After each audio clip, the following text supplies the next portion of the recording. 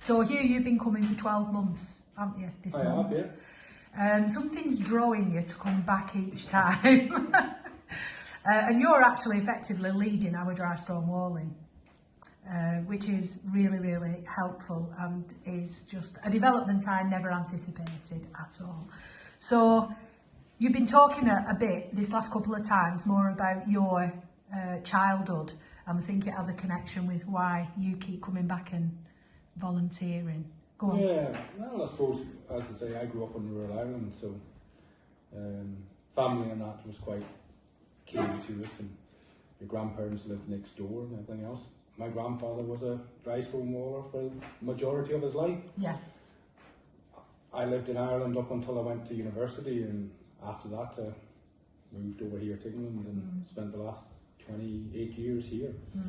So, you know, when I look back in the years of growing up, a lot of my time was spent alongside him, you know, fixing the walls around our house and small farm that we had back then. So it was those skills that I suppose you didn't know at the time, you know, when you were standing out in the cold alongside, you know, your grandfather. But grandparents have a lot of patience and a lot of time to give that, you know, show the young the skills and everything else that they've learned. And part of that, and here working outside on the hill, building the walls, has brought back some of that nostalgia as such.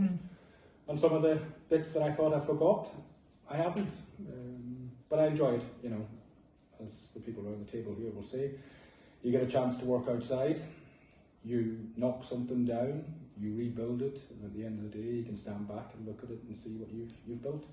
And again, you've created some history that will, hopefully the wall will stand for the next 50, 100 years. So yeah, it draws me back. I enjoy it. I get to meet different people. Some people, Connor here has been back several times. Others we see new people. But you know, yeah, I might be leading it. You know, I'm not a teacher as such. I'll pass on my skills and what I was shown. But for me, it's enjoying the outdoors and spending some time with people. Yeah, I mean, so much so, when Andy came to train us, his approach was pretty much like your granddad's, wasn't it? It was kind of hands-on, rack of the eye. And when he came back to check whether we were doing it properly, a couple of months later, he watched you and offered him a job. So, there you go. Credit indeed. Indeed.